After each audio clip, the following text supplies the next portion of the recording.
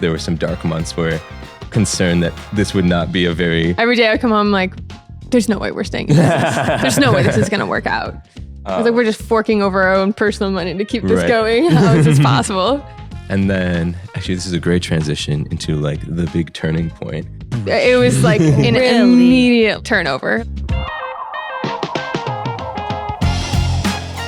Hey everyone, welcome back to another episode of the Screw It, Let's Do This podcast, a podcast where we interview entrepreneurs about their story. I'm your host, Shelby. And I'm your other host, Therese. And today we have Katie and Kevin from Hodge Podge. Welcome to the pod. So you guys, can you tell us a little bit about what Hodge Podge is for those who don't know, who aren't in Madison? Because if you're in Madison, you would know. Because you could tell maybe. Yeah, that's true. For sure. The short version is we're a sustainability-focused cafe and cocktail bar. And we're just off the west edge of Madison over in Verona here. I can give you the much longer version if you want. Wait, I love your radio voice. That is so deep. I love that so much. Yeah. Wait, yeah, Reverbs. That's amazing. Well, yeah, so that's kind of like the quick story. And when did you guys open? June 20th. Oh my God, I just ran you over. June 20th of 2022. So almost at a year and a half now. Yeah. And if I'm not mistaken, you guys started this idea and concept in 2020. Yes. Well, Christmas 20... It's been evolving a long time. So originally, coming out of college, kind of figuring out ourselves, kind of had this grand idea of opening a winery in the Madison area. And that was like the original iteration that was never very concrete. Yeah.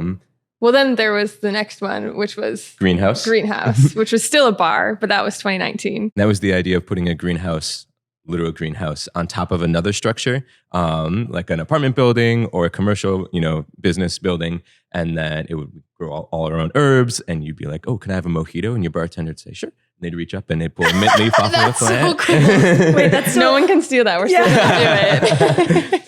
And then, in 2021. Well, that was 2019. That was 2019. I wrote up a business plan. Mm-hmm. Oh my gosh, so organized. For Greenhouse. Oh my gosh. And then it was 2020. And we were like, you know what? Maybe not. And Put then the brakes on. during COVID, Katie built a bar in her basement. I did. Which was a very fun project. For drinking, not for serving. Yeah. And we started just experimenting, making different drinks and stuff. We also have a lot of garden space in our yard. So we would grow a lot of stuff that we would use in our cocktails at home. And then 2021, COVID, I don't know if we can call it winding down, but world was returning to normal a little bit.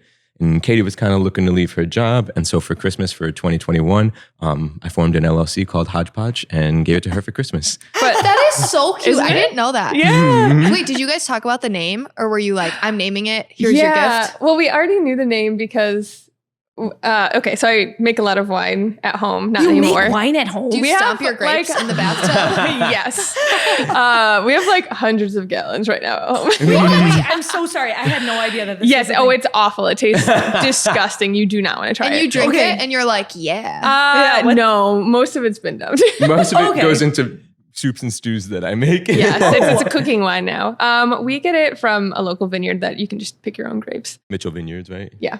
Oh, wow. So you go pick your grapes. How do you even do that at home? Do you stomp them? No, we just like press them. You did try me like an everything. apple press though. Yeah, we have for like a fruit apple press. cider. Yeah. Wow. Yeah, we've gotten a lot of stuff. A lot of things that led us here indirectly. Yeah, these A are lot like of business ventures. personal passions that you've put together. Yeah. And is that why you called it Hodge Podge? Because it's a little bit of a lot of different things? A little bit. It was mostly because the idea was that for whatever winery we opened, we wouldn't source new bottles, but we would take other bottles from other wines, leave the label on, but then just slap our label over it. So you can still see that it used to be like a, whatever. The theme of sustainability has been here throughout because like a wine bottle is perfectly usable after you open it. But most people throw them out and It's just recycle new them. cork, yeah. And so I thought, because when we were bottling wine at home, we just used empty Literally bottles of wine that we sanitized had. old bottles. And so actually Christmas 2020, my buddy and I created Made a a label label for for the the wine wine that bottles. Katie was making. And that's where Hodge Podge came in. Okay. But also we found out after that that's illegal. Wait, to use an old wine bottle? Technically, if you deface the label. If you deface the label. You can. Well, the law actually says you have to break the bottles. Or deface the label. And then they added that in later. Wow. It's like a Prohibition era thing. Lots of laws on the books from like the 30s and 20s that are not relevant anymore. Oh, interesting. Yeah. Learn something new every day. Wow. So you guys had a lot of different ideas, very entrepreneurial thoughts like for years. Yes, that actually reminds me. Kevin, do you remember when I wanted to open a pretzel cart? Yes. This is before you knew you were gluten-free. This is before I was gluten-free. And I was like, I'm going to have a cart. It's going to be pretzels. We're going to do it at like the square during the concert on the squares. That was where I was like, this is it. And so Katie was making pretzels all the time and had no idea why she was miserable. All the time. But I remembered because Melissa gave me some pretzels. So good. Wow. I like that idea. Yeah. Do it. I can't do it anymore. So pretzels on Gluten-free? the square. Gluten-free. So I have some gluten-free sourdough ones in the freezer. Wow. Melissa from Haven made those. Okay, I got to be honest. So the pretzels at this doesn't even have to be in it, but the pretzels at the Badger Stadium. Have you guys tried those? Ben's. No. They're so good. They're the best Are pretzels. they like buttery or are they like, because that's the better thing for than me. any I pretzel? love the cinnamon sugar. They have multiple ones, but I like sweet. It's a Obviously. franchise. I'm such a it's salty. franchise. Yeah. And they're selling their location at UW. Are I they? looked and they're selling it for like a half. Wait, I think do they you have it can- at the Union too? Because we've had the ones at the Union. No, it's a different one at the Union. Okay. Yeah. And the annoying thing is at the Badger Stadium, they sell both pretzels, like the crappy kind and Ben's. So like, so you and gotta specify. not all the employees know it either. So I'm like, where are the good pretzels? And they're like, right here. It's hard to that- find. Like they're just a couple throughout the stadium, and sometimes you have to make a walk, but it's worth it. There's one that's in the student section, so I would be like hammered drunk, like, just waiting for my looking. pretzel, and people would budge me, and I'd be like, We've actually seen never, that? Yeah, Shelby Fight you for my she does not let pretzels. people skip the line. "No, we've I never don't." even gone to I Badgers. don't think we've gone. We were so spoiled we were in the marching Illini at U of I. And even when Free. we weren't, the Illini were garbage as a football team. So tickets were like $5. $5. And we looked up when we first moved here, like, oh, we'll go to the Illini Wisconsin game here. We're like, $80. No. Wait, so you've never been to a Badger game? Never. I mean, we've Not- been not to at Badger several at Stadium. Memorial I'm Stadium. sick right now. I'm literally man. sick. So we could just go there. Well, there is a game on Saturday. okay. We're trash this year. So maybe tickets are Okay. cheaper. Maybe they are cheaper this year then. Go for the Well, pretzels. Illini is literally last this year. So. You have an idea of the pretzel Yeah. cart. Uh-huh. What comes next? Is it Hodge Podge next? Is that when you gifted the No. LLC? So pretzel cart was before wine, 2018. and then wine, and then Roost. then Roost, which was our real estate business. And that then actually was a business. It was a business for 3 years, and we got rid Sold of the rest so of it. that we can focus on Hodge Podge. Yeah. So you guys have like a business idea basically every year is what it seems God, like. yeah. But where did this Every like month. every month Every month. where did this entrepreneurship history, like this history of entrepreneurship come from? Like, does it come from Katie? Does it come from Kevin? Like, what's the story of that? So that's the funny thing. When we look back at like how we grew up, Kevin's parents have their own businesses and do their own things. All the ideas, though, for all these things usually come from Kevin. And then like my parents bought a campground. They 2008 hit, lost a job. They were like, what do we do? Let's own a business instead. Moved the whole family there. Well, actually, I stuck back with my grandma, lived with my grandma for a year. They went to go own this business, failed miserably, but like stuck at it for Way too long. 5, 6 Wait, what was the years. business? It was a campground. This is Campground. interesting because I've Yeah. heard this before. And you didn't know this? No, this I is didn't so know your family interesting. owned a campground. Where was it located? Middle of nowhere. So like the town that I lived near was 2,000 people, but we were 15 minutes outside of that. So like literally middle of nowhere. Yeah, they did an awful job at it. I was working for them since I was 12 years old. Did anything I could do to like be out of the house. I was like in every single sport, every single out of Activity, after school activity. thing.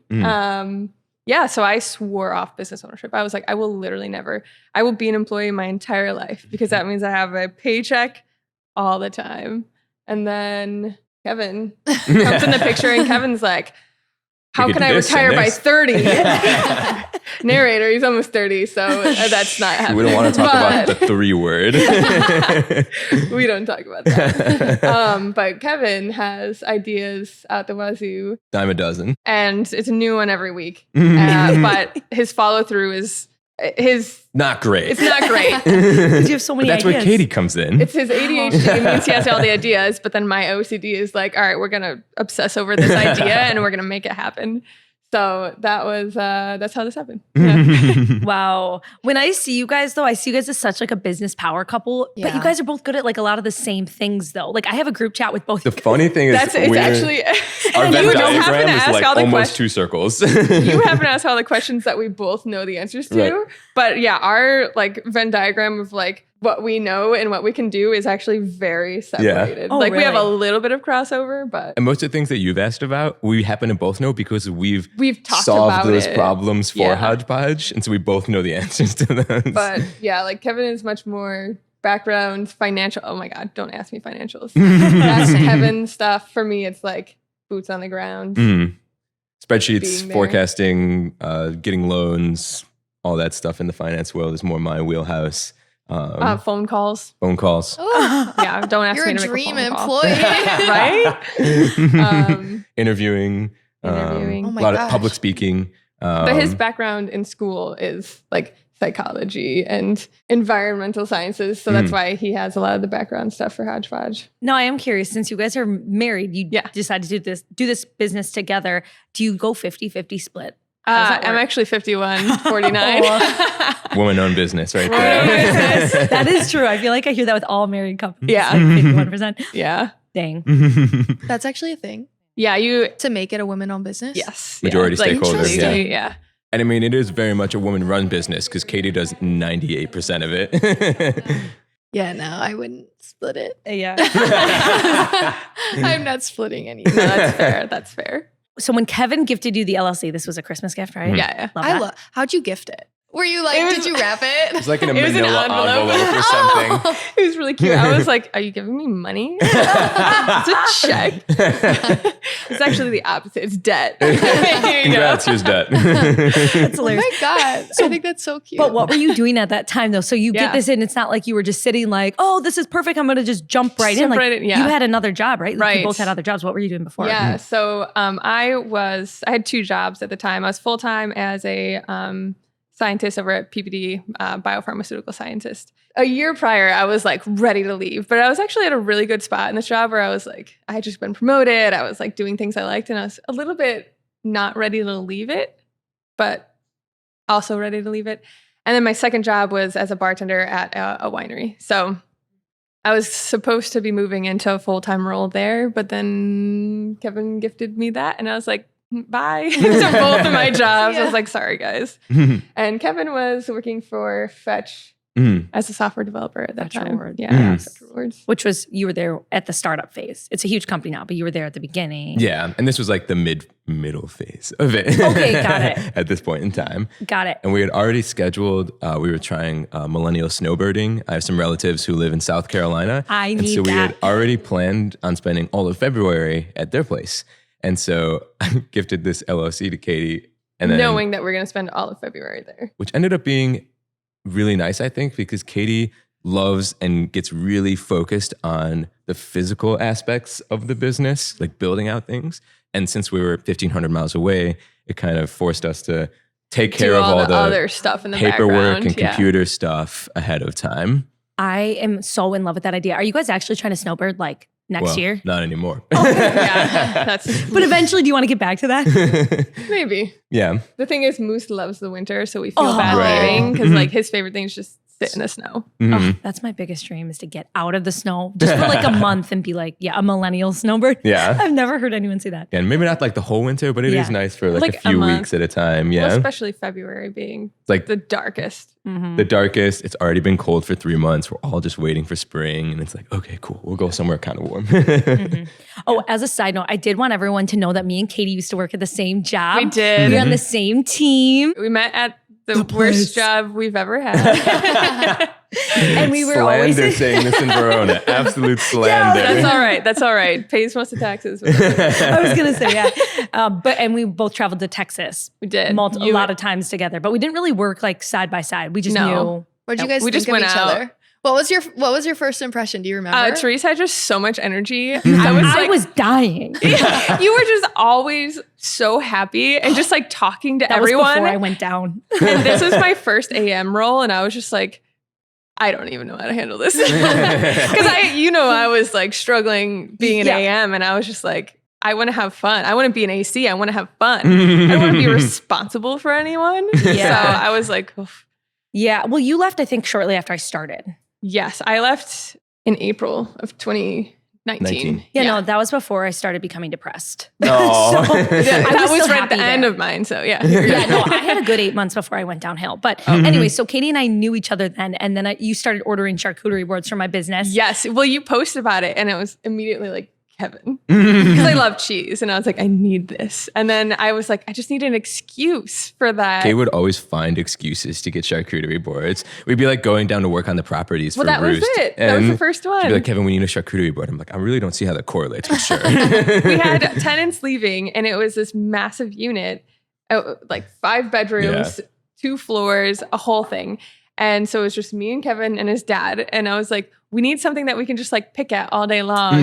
And I was like, Kevin, this is it. This is our opportunity. And I didn't just get like a small board. Like I got a big one. Hang out. Yeah, you picked it up from my old crusty house. I did. I walked up and I was like, hello. Yeah, you were like customer number like 25. And then you guys got married. You had your secret wedding. We had and a had secret wedding board for that, used, which is really precious. And here we are today. But I just thought that was a fun story because we came from the same place. And do you feel like a string of tough corporate jobs led you to be more excited about owning your own business? Yes.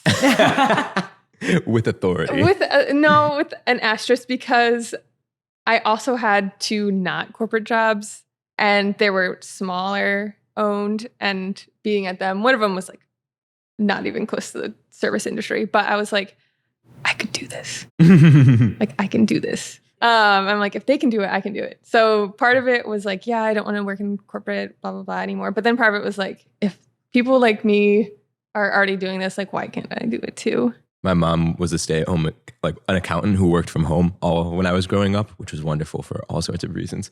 But she did a lot of accounting for small businesses in the area. And so she has 1,000,001 stories of just complete abandonment of common sense, like all these horrid things that these people were doing, like gambling away money and like paying payroll taxes for 5 years and like stuff like that. And so every time Katie would be like, any sort of not confident, I'm like, you are leaps and bounds above all of these people who've been doing it for 10 years. So you got this. Yeah. Well, it just comes back to like my parents failing so miserably that I was like, but if that happens, then like, and I was always like, nope, it won't. Can't happen. Not but even I also possible. don't have 5 children and no other job. So. So what did the journey to the storefront here, once you got the LLC, kind of look like? Yeah. We looked a little bit downtown and immediately we're like, no way. No way we're paying $50 a square foot. So we started looking at a place in Fitchburg that it was a new apartment complex that was dog friendly, which was pretty important to us. Massive 10,000 square foot space that you could partition off. You didn't have to do the whole thing. And I don't think we intended on doing the whole thing, but that was the first place we looked at, and they were asking us all these questions and we were like, we don't know. Using a bunch of acronyms, and I was like, I have no idea what any of these things mean. And triple net cam. Literally, well, I think you knew a little bit about that, but then when it came to like TI and other things. Yeah, and we were like, what is TI? They're like tenant improvement, and we're like, what's that? Did you go through a broker at all? No. You guys literally did everything by yourself. I mean, I'm not even kidding. You've like built everything here by hand. Did you do your own electrical? So I didn't do electrical and plumbing. You gotta be licensed. Gotta meet code on those things and be licensed. But literally everything else. Everything that we could legally do alone, we did. That is anyways. So you go without a broker, which is like, that's ballsy. Or like we only intended on just like looking too. We're like, we'll look into stuff later, but we just want to like see the space. And you could tell the guy that was showing us around just like immediately brushed us off because he was like, you guys don't know anything. You don't know what you're doing. He was kind of right. But I mean, he was right, but like at the very least, I don't know. Yeah. And so we were like, yeah, we'll get back to you. Obviously never got back to him. Then we started looking at other places, and this is where the coffee actually came in because it was originally just a cocktail bar. And I was like, well, Kevin, what if we do it on like Pleasant View Road? Because from my house to my old job, I had to take Pleasant View, no coffee shops. 15-minute drive. 15-minute drive, literally zero coffee. And there was a apartment house condo area going up. And I was like, what if they have retail space? So I reached out to them. I was like, are you going to have any retail space? Like, what about a coffee shop? And they were like, no. And we're like, so no retail space? And like, no retail space. And I was like, that is such a bad decision, but I am not the one owning that land or renting it out. So that kind of dropped off. But then it was in our brains like, well, what if we do coffee and cocktails? That's such a good idea though, because then you're using the space all day. All day long. And people are getting coffee. Like we're pulling espresso until we close. It's all day. I never expected that. Wait, what's more popular, coffee or cocktails? I have to know. So that's actually a fun question. You know the stats. I bet you do. We do know the stats. Yes. To a T. So the reason we know them so well is when it comes to like insurance and stuff, coffee and cocktail bar is not a classification. So we're either a coffee shop or we're a bar. Whatever, 51% right? So whatever 51% is. So we are a coffee shop. Which is great I just gotta because chill. All the liabilities are way higher if you're classified as a bar. So we actually, like when we didn't have any data, like when we opened, we were like, oh, we'll probably sell more alcohol. Well, not even more. We'll have more sale. More revenue from alcohol. So we did everything as if we were a bar. But come this year, May, whatever the end, or I guess June, technically, we had to officially like reclassify for the last year. And we were like, coffee. That's amazing. Well, if you're ever getting close, just tell me. I'll come in and get coffee like every day. Perfect. Yeah. And we'll actually get to, I think, what was the turning point for the coffee? I think a little bit later. But yeah, so then we actually, for space-wise, we found this building that we're in right now. The Ice Age Trail runs right behind us, and we're big cyclists. So we were like, this is kind of fun. Like, could be fun. It's also 5 minutes from our house, which is great when Katie was making 6 or 7 trips to and from this place every day. Oh, yeah. Oh, my. All the time. We wanted to look at it right before we left for our February trip, and they weren't available. Yeah. So they were like, hey, here's the code to get the key out of the lockbox. Just go look yourself. And we're like, okay. So we just like came in here, walked around. There was literally nothing. Like there weren't even studs on this. Not like even studs. It wasn't even partitioned between the 4 yet. It was just like nothing. And we're like, okay. But there's a certain appeal to a blank slate, you know? You get to kind of make it whatever you want. And so we... A certain stress too. It's like you can make it whatever you want. Right. Then that was a lot of February. It was like planning out everything. So yeah, then we talked to their broker and negotiated a lot of stuff. Who's the negotiator? Me. Kevin's the actual negotiator, but when it comes to like what we negotiate, I think we kind of, we work together on that, but he's the one that vocalizes everything. Were there any big things that you were like, we crushed this? The big thing was like, they sent us like a draft lease, and then we read through it, doctored the crap out of it. Well, we put comments on it. Yeah. We said, here are comments. You guys did it alone? Did you guys No lawyer. But at this point, we were landlords ourselves. So we've done so many Lots leases. of contract stuff. In the past. I just think about all the money I could have saved if I didn't do a lawyer. But I would not. I read the whole thing and I was like, I would have got. Yeah. One of the first very validating moments was sending it back, and the other broker was like, wow, your lawyer did a number on this one. And we're like, yeah, he did. We're like, yeah. That was it. We never told them that we didn't have a lawyer because we didn't want them to know that. So we sent them that with all the comments. They sent it back, made absolutely no changes. And I was like, hey, just sending this back, like you didn't address any of these comments. And they were like, oh, okay, address now, send it back, exact same thing. And this happened 3 or 4 times. What? They never made any of the changes, probably hoping that we just wouldn't look over it. It was awful. So then finally I just made the changes myself, signed it as a PDF, and I sent it, and I was like, this is the only version we'll sign. You can either sign or not. And they were like, okay. And they signed it. Wow. I'm doing that next time. There you go. Do it. Oh my God. Yeah. I'll have my Hodge Podge lawyers look over the things. I'll get on my little fake glasses. We'll go over it together. Yeah. Oh my gosh. Wow. That is... You guys need to start a small business consulting company for all the things. I'm serious. Literally, you guys are a catch-all for all these random little things. I'm down. The next iteration. Say, yeah, that's your next one. Yeah, another thing with the lease actually was part of the LOI, the letter of intent originally was we asked for a patio. And the letter of intent said there will be a patio that is 4 parking spaces worth of space. And that's it. It also stated that rent becomes due 90 days after TI, which is tenant improvement. And tenant improvement is the portion of whatever happens to a space, that the landlord is responsible for completing. Well, I think everyone, but especially the landlord. And they apparently didn't get approval for it in those 4 parking spaces on the side. That's where it was going to be. And they were like, yeah, well, we're just waiting on the city. And that happened month after month after month. We opened in June and they finally poured concrete in the back in December of 2022. So like at that point, it is We've been open for 6 months. It's not useful. Like no one's going to sit out there. And so we actually did not pay rent. We said we're not paying rent until this is done because we fulfilled our part of everything. Like this is what you need to. So we had a lot of lawyers were pulled in. Then real lawyers were pulled in gosh. because we were open for 6 months and hadn't paid anything yet. Did they pull in their lawyers and were like, you need to pay us? Well, after they poured the concrete, got all uppity about it. And they were like, it has been, well, we actually had it in our lease that we would have 3 months of no rent after we opened. So really we were only missing on 3 months of rent at that point. But they were like, as soon as the concrete was poured, they were like, you guys have been open for 3 months and haven't paid anything. So if you don't start paying this, then we're going to get our lawyers involved. And we were like, okay, well, now that you've fulfilled it, we're happy to back pay like what we owe. So we negotiated a 75% or 25% discount for all 3 months that we were open but didn't have a patio.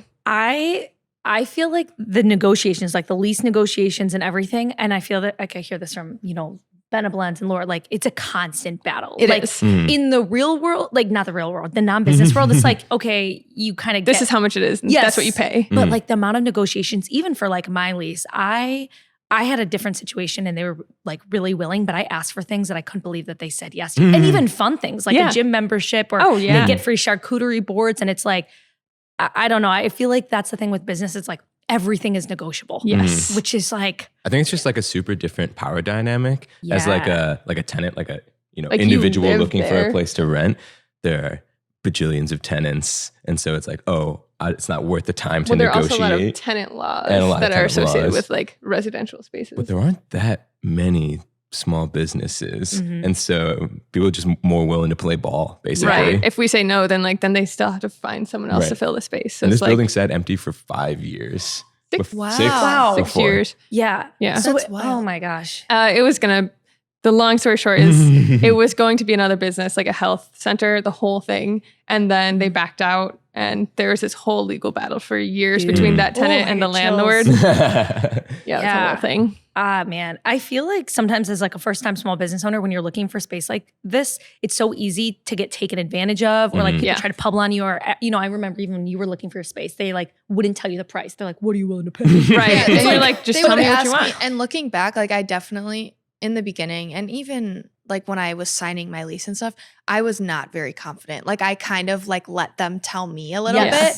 And then I would like ask people and I had like some like a mentor kind of that was like, no, you tell them. And I was like, really? Like I can do that? I can do that? I didn't know that. And now knowing what I know, like, and my landlord's great. Like I'm not, my landlord helped a lot. And like, it's not like I don't feel like I got taken advantage of. Yeah. But looking back, I think I definitely could have done more because I didn't know that I could like, and even like in my construction, like it had been 3 weeks and nothing had been done. I'm like, where is everyone? And I remember I called Jay from Kavanaugh. I was like, nothing's been done. Like, I don't know where they are. They must just be busy. Like, and he said, no, you call them and tell them. You gotta be like, show get up. over here. I called and I was pissed. And I was so mad. Like, because I didn't realize I could get mad. Yes. And then I called, they were there the next day.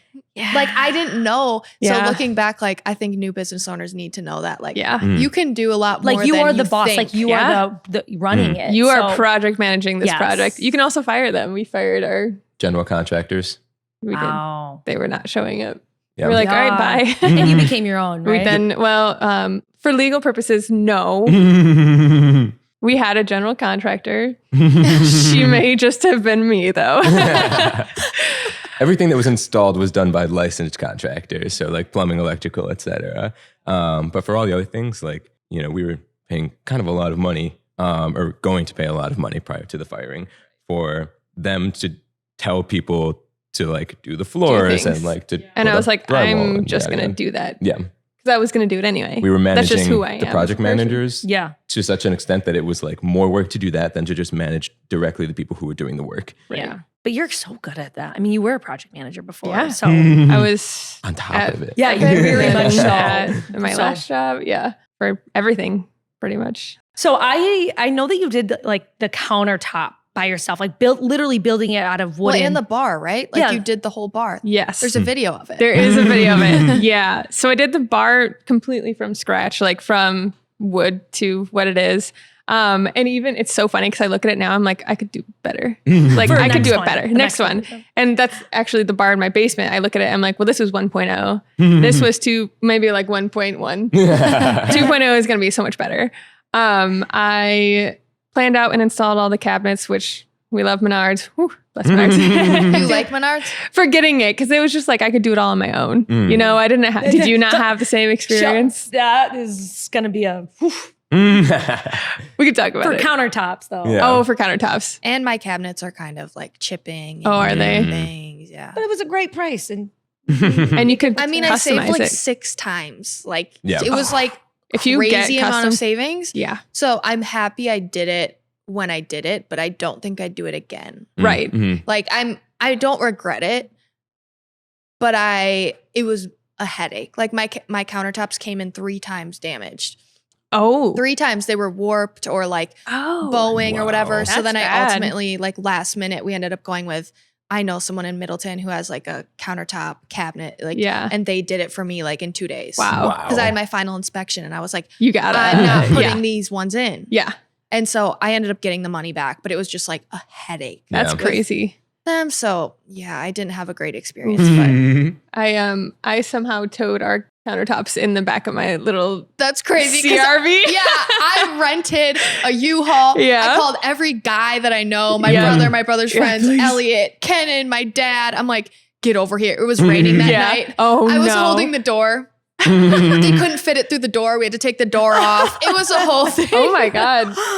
I was like, I am doing this on my own. And then I needed to call Kevin for like the corners because you have to like do it upside down and then flip it. And I was like, okay, well, I can't flip all this. But yeah, I installed the cabinets.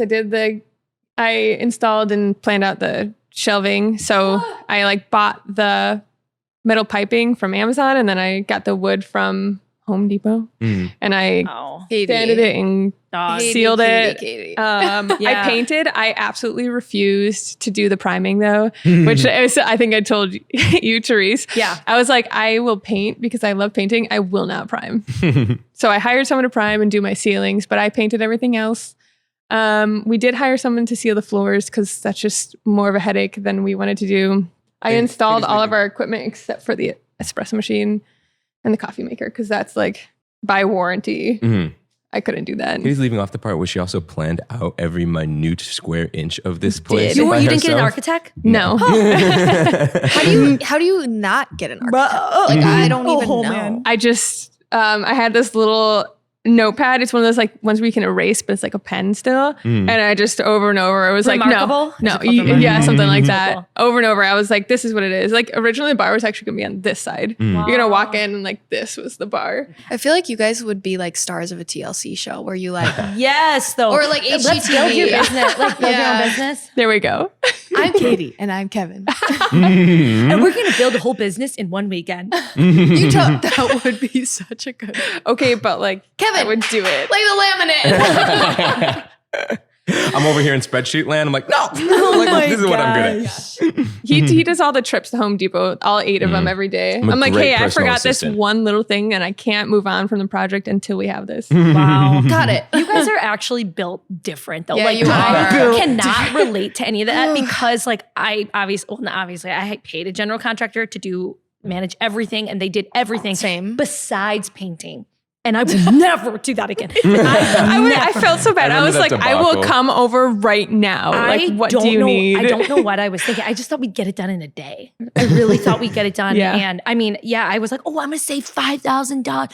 Literally not worth it. I'll probably do mine again. Definitely. But let me know. The ceilings, I would only do it if it was low, but the ceilings, I mean, you were up there with me. Your space was hard because you had really high ceilings and like pipes and stuff. We were had on to get 15-foot lifts. We were. Me and Therese were up on the lift, and she's like shorter, and she couldn't reach a lot of Shelby. No. So she's like, Shelby, can you get around Shelby there? Shelby is so like, slender. She's like Catwoman up there. She's like, da-da-da-da. So but your space was hard for that. Like I didn't have like a ceiling with pipes or things. So, and mine wasn't super high. We had like it's pretty tall, but we had like a ladder that could do it. You can do it. Yeah. You and my mom, lift or anything. My mom has a lot of experience painting. She injured herself. Wanted to do it. She did. My mom has like a torn tendon now. And it was since casualties of war. It was literally. So it literally started hurting back then. And she just thought it was like overuse because she painted, like my mom did all of it. Yeah. And it took us 3 coats of primer, 3 coats of paint. Because we had like eggplant and like lime green. Okay, Katie, so you're in here, you're building everything. And Kevin, what are you doing at this time while she's in here? Still a software developer at Fetch, yeah. Okay, so you decided to keep your full-time job. And Katie, you had already left yours, right? I left both, yeah. Okay. Yeah. Both jobs. And why was that part of your decision? To quote Mr. Krabs, money. That hits. At this time, we had 3 rental properties that we had loans on. We have our primary house, which we have a loan on, and we had just taken out an SBA loan. And the SBA loan uses those houses as collateral. Yeah. And so just from, purely financial perspective, like if I had also left my job and we were at no income and, coughing up money on principal and interest for 5 loans at the same time, that probably would have gone downhill pretty quickly. And so, kept the job so that we had a level of financial stability while Hodge Podge got up and running. There were also requirements for the SBA that you have to like have income, yada, yada. Okay. And so, it was not as much a decision as just like a thing that needed to happen. But I love what I do. I make iOS and Android apps. And it's really fun. It's like, software is just little 1 and 0 Legos. And it's super fun to build stuff. So well, it wasn't like I was trapped at my job or anything. You guys were built different. Well, we did have a period of a couple months after Kevin actually got laid off during the big software layoff. The purge. That happened, which was a blessing. Not even in disguise. It was just a blessing. Just a pure blessing. I had already been kind of searching around for other jobs. And then I got laid off and they're like, okay, well, you get 10 weeks severance. And I was like, great. So awesome. Now I get to search for jobs full time. And I love the place. I work at a small company called Amply now, which is just me and 3 other people. And absolutely love it so far. Yeah. So, but then I had him and his almost undivided attention for a couple months to help out at Hodge Podge, which was very useful. Yeah. We kind of got ahead of like not like the fiscal debt, but like the logistical debt on a lot of things. Cause I was able to like, Katie was already maxed out hours wise, but then I was able to jump in a lot more. And that was when we were having our whole tax issue. That we're not even going to get into that. So another podcast. It was helpful to have you spend more time on that and really step away from that. So you guys tell us about your opening, like the opening day. How did you feel leading up to that? Awful. What was it like? Awful. Just like no sleep, basically awful. You remember the non-overlapping skill sets we talked about? Yeah. Marketing is not in either of them. Neither of us. We don't. Wow. Katie was here 14, 16 hours a day for a couple months straight. Just building. And then it was done. And she was like, all right, we're going to open. And so we just opened. And we didn't really tell anyone about it. We didn't tell anyone. We had a soft opening with just like our friends and then our employees, like family. And that was it. And then we just opened and we were like, where are the people? So you guys were like, oh crap, we didn't market. How did you start your marketing then? Yeah, we put some water out on the bike path and put a sign and we're like, Hodge Podge, open now. And it was like free water, fill your bottles.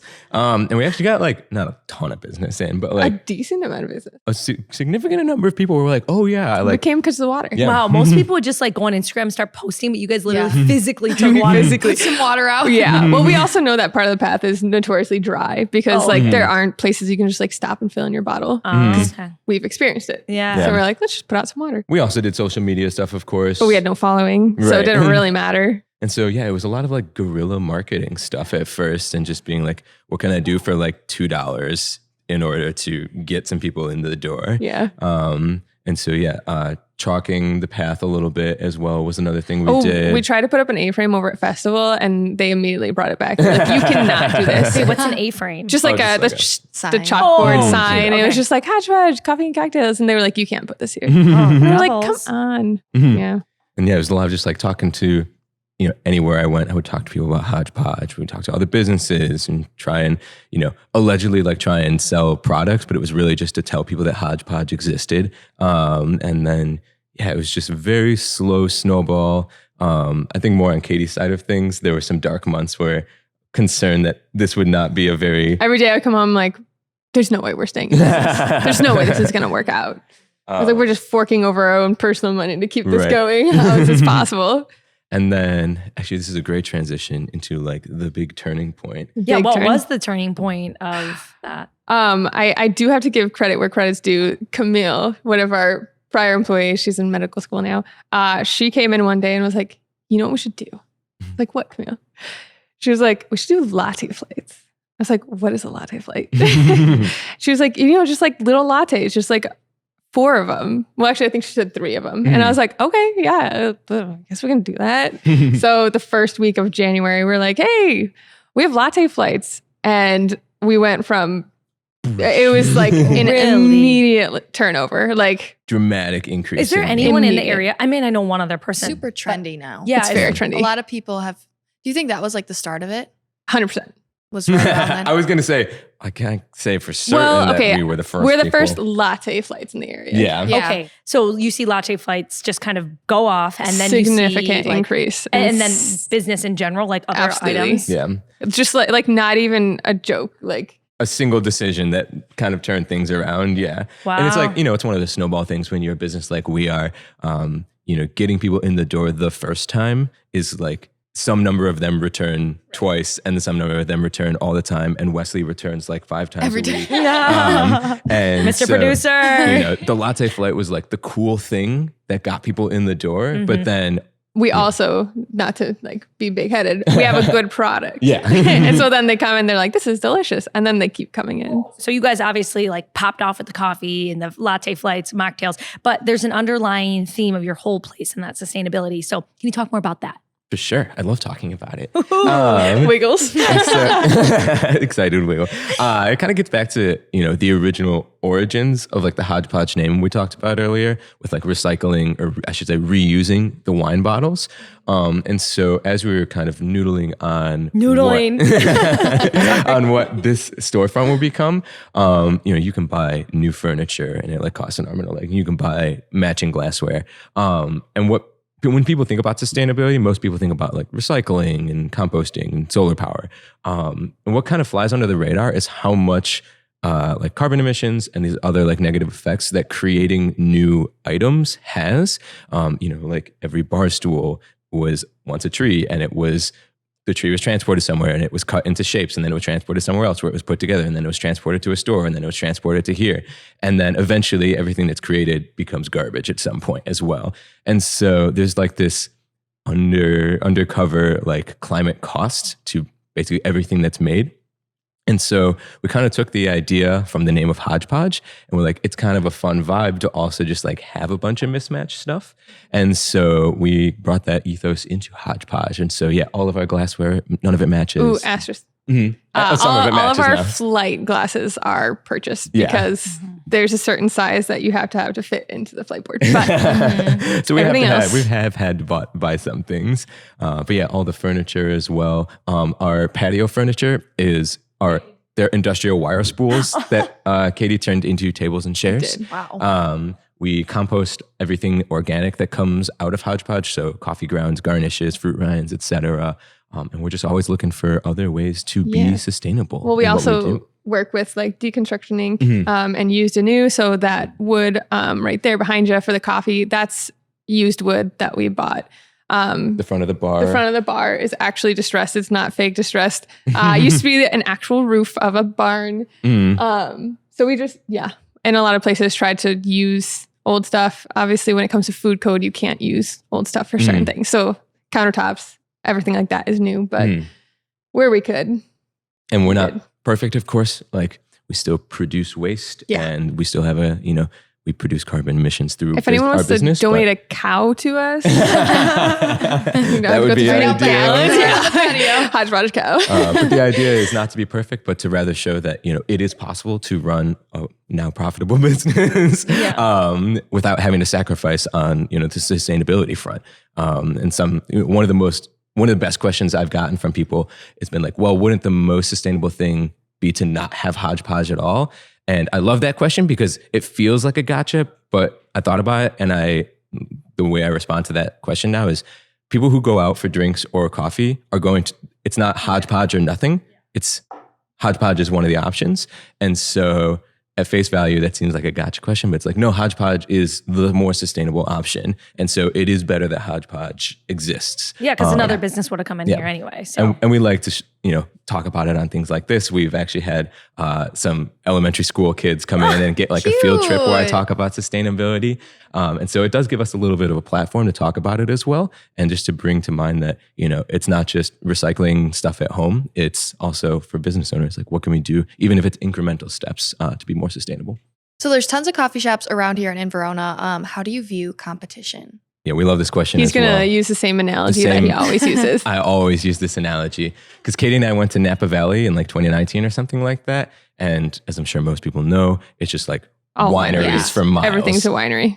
It's crazy. Right? I went in August and I didn't expect it to be like it's that. It's literally their like, next door neighbors. And that's so all for miles. It's crazy. And it's a great analogy because you go to Napa Valley because it has so many wineries.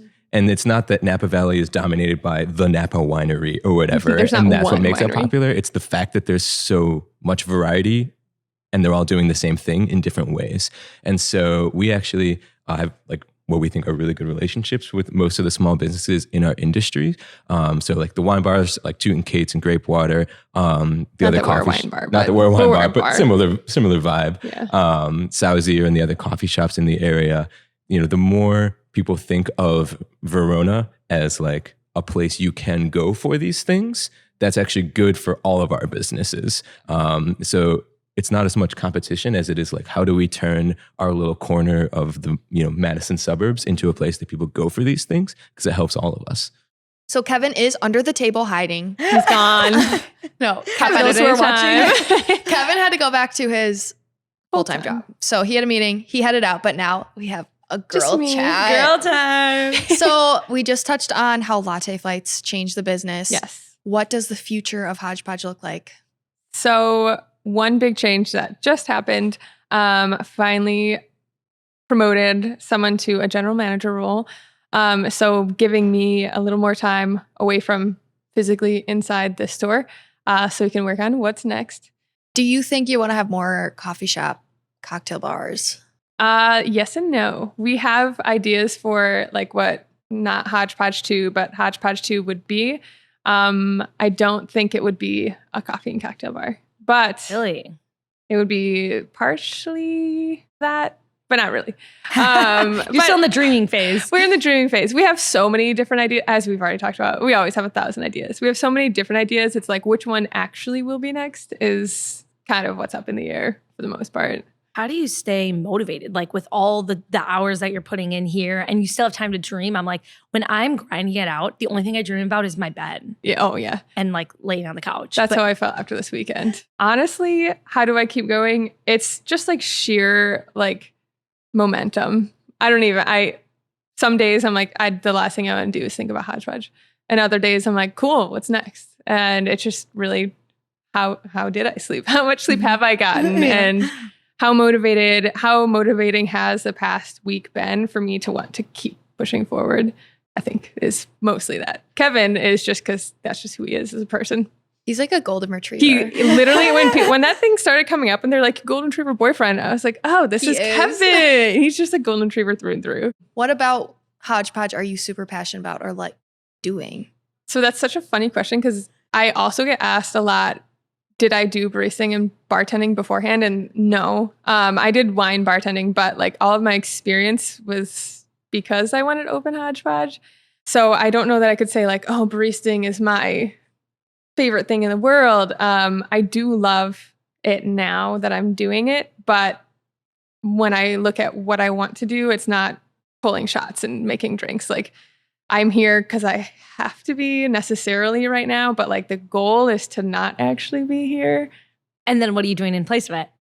Well, one, getting a little more time for myself because I feel like if I'm not here, I'm still doing Hodge Podge stuff just like at home. After that, business number 2? I think that's just it. Like, it's just like, what's next? And it's always like, what's Hodge Podge next? Like, is there a next for me? Mm-hmm. No, I think I'll just continue doing more business, right? I don't think I have enough time to think about what I would do myself as like a person. Yeah. Isn't that funny? It's like, so funny. Because I feel the same way. Yeah. I'm like, okay, if Miggy's does this, then I'll just open another one or I'll do something else because I have a lot of things I want to do. I can't have free time. No. I don't like to. Oh, no. Yeah. I guess if I had free time, it would just be like more house projects. Thinking. Yeah. Like I already have the next one planned. I just need the time to do it. Man, what I feel like I'm thinking about is like I really just want to get to Florida for the winter. Like that's what I'm working towards. I feel like is like how can it run without me where I don't have to be there? Yeah. And I can be in Florida for the winter. That's like what my next thing is. Yeah. I do want to like go travel and stuff. Like that's totally on my list. But honestly, the backbone of that is more or less like when Moose is like no longer with us. Because like I don't want to go travel in like Europe for months at a time if my dog's at home. Oh, so I'm like, that's a plan of mine, but like he's only 6. So I still have, at least 50 more years before that happens, right? He's living to be, I'm going before he goes. That's what I say. It. Yeah. I say Wrigley is magical. Yeah.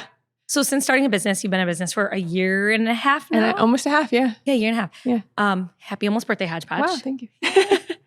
So how has business ownership changed now that you're in it versus what you expected before you started? Yeah, that's a great question because I think all of my experience as an employee has been in positions, even in my small jobs, where the business owner like wasn't there. Like you didn't see the owner, you didn't interact with the owner, let alone like work with them for 14 hours at a time sometimes. So my view of it, I guess, has changed because I'm here all the time and like I know my employees and some of them tell me a lot of stuff that like I would have never told my boss. So I don't know. I guess it's like a lot more of like friendship, co-working, being in it together, even if they don't have a real financial stake in the business. So very different from how I viewed all my employers versus how I feel on the employer side of it. Hopefully you guys feel the same way. I agree. One of my front of house girls is in high school and she was like talking about how she worked at Miggy's and one of her kids in her class was like, oh, like, do you know the owner? What is she like? And Hannah was like, yeah, I work with her all the time. She's there. Yeah. And they're like, what? You know her? Isn't like that crazy? People like don't think I'm there. I'm like, I'm usually there. I mean, I worked at a small pizza restaurant. I was one of 2 employees. Wow. Yeah. And the owners were the ones that made the food. But even then, I like didn't know them. Like I knew that they fought all the time. That's why they closed down. But like I still didn't know them. Me and one other employee, and it was like, oh, but they're the owners. We can't like talk, you don't really talk to them. But I'm like, I overshare with my employees all the time. Too. I'm like, do you want to know about this one time in college? And they're like, I guess. Maybe they feel obligated to listen. I don't know. I do the same thing. Yeah. I overshare. Yeah, you do. I do. I've gotten better. Like at the beginning, they knew everything about me. Now they don't, but there's some things. Smaller group, probably. Yeah, when I had a smaller group, yeah, I definitely did. And it's also hard. Like they're like our age. Yes. So like I want to hang out with them. Like I really like them. I like all my employees. So like I enjoy hanging out, Well, sometimes I feel like they're my age and then they're not. We're switching over. So now I have to redo everyone's payroll stuff. And I saw one of the employees is born in 2001. And I was like, what? It's weird. It's like, I thought we were like the same age. You're 6 years younger than me. Who are you? Yeah.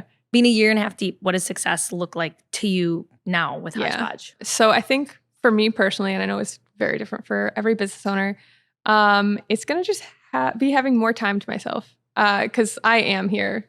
Even if I'm not here, I'm here. I'm mentally here. I'm physically here. Spiritually. I'm always here. So I think for me, success, even if it's like, wherever we go in the future, whether it's more locations, other areas of this business, if I have 40 hours a week max doing Hodge Podge stuff, I think that is going to be success for me. Because right now it's constant and I feel bogged down all the time and like I'm always behind. That reminds me of a past job we had. Oh, something like that. Yeah, I'm like, I left my 40 hours a week to work forever. Yeah. Maybe getting like a scheduled day off where it's like, you cannot contact me. Do not even try to. That's going to be success for me because that was the idea. It was like, I'm going to own a business I'm going to own, manage, and work at a business. With being a year and a half old, have you been able to pay yourself from working here yet? No. So I don't take any pay. And that's partially because Kevin has his job and like we are able to support ourselves with his pay. If I was doing it alone, then like I would definitely have to pay myself. So right now, what that looks like is anytime I'm in and someone else is working, I don't take tips. I don't pay myself for anything. But if I am working alone, I do take tips. I don't intend on paying myself until we're at a point where it's like, when like taxes, like if it starts getting to the point where like our taxes are going to go up because like I'm not taking a cut, then like I'm going to start taking a cut. But at this rate, it's like anything that I would have made or whatever, it's just going to go back into the business and we're just going to keep using it to grow the business, grow whatever. Kind of sucks when you think about it like, oh, I'm getting no financial. In fact, I'm just taking on debt for this business. But like I said, if I have time off, if I'm able to like enjoy life, then I think that's fine. I'll take that as my form of payment. Mm-hmm. Yeah. And I mean, I think about even from like my point, I didn't pay myself until my second tax season. Like it was December 28th. And I was like, oh, wait, I have money in my account? Like, like I'm not putting that as taxes. I'm like, Mama's getting a bonus. Yes. Yeah. And so it took 2 years. And then like, still I look at the actual pay, like the money that goes into my bank, like that's not what it's about. It's all the other like perks. I mean, yes. I don't want to go too far deep into it because it could be a really long road, but like I think about how much money I put on my credit card every year.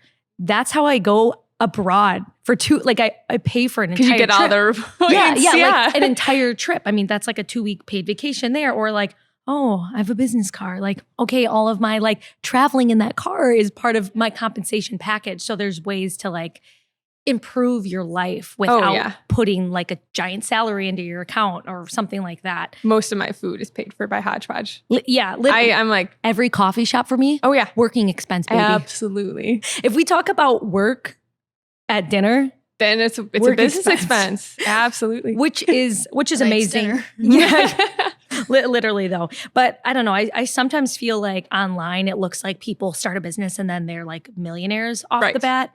And that could be like a whole different conversation. But like, I feel like asking that question and also people hearing this, it kind of pulls the curtain back a little bit of like business ownership doesn't mean that you're a millionaire right away, but like you are investing.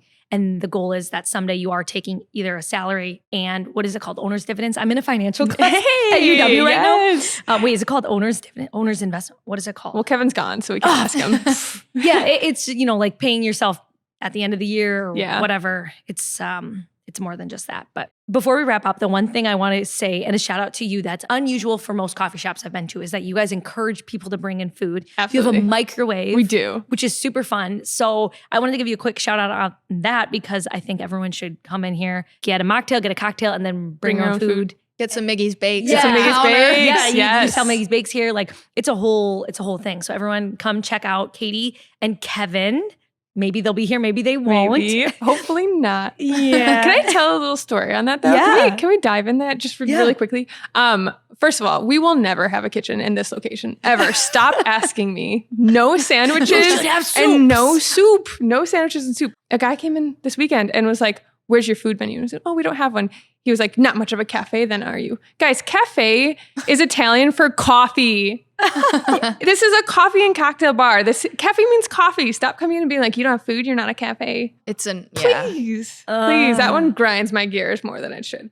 But yeah, bring your own food. That's part, like, other than we don't have space for a kitchen, like I'm gluten-free and I have all these food restrictions. Like we don't want to be a place that you can't go because you have food restrictions. Like come in, bring your own food that you know is safe for you to eat and enjoy our drinks. Love that. I like that's that the idea behind that. And with that mic drop, where can people find you in person and online? Yeah, in person here in Hodge Podge in Verona, and online at Hodge Podge Madison. I know it says Madison and we're in Verona. Don't at me.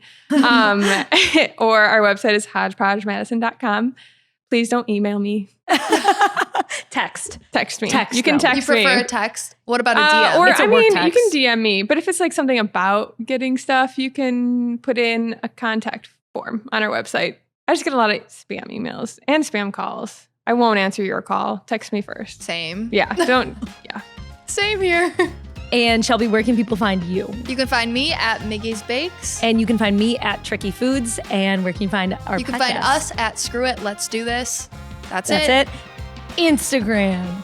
YouTube. Spotify. Anywhere you listen to podcasts. Give us a review and tell a friend and leave a comment. And keep listening, everyone. We will see you next time. Bye. Bye.